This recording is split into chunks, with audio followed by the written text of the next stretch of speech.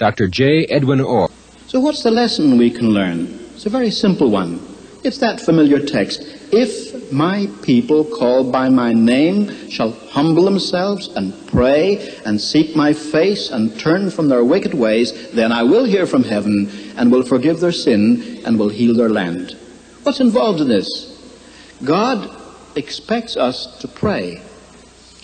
But we must not forget what Jonathan Edwards said when he said to promote explicit agreement and visible union of all God's people in extraordinary prayer. What do you mean by extraordinary prayer? When you find people getting up at 6 o'clock in the morning to pray, or having a half night of prayer till midnight, that's extraordinary prayer. When they give up their lunch time and go and pray at a noonday prayer meeting, that's extraordinary prayer. But it must be united and concerted. It doesn't mean that a Baptist becomes any less of a Baptist, or that an Episcopalian is less loyal to the 39 Articles, or that a Presbyterian turns his back on the Westminster Confession. Not at all.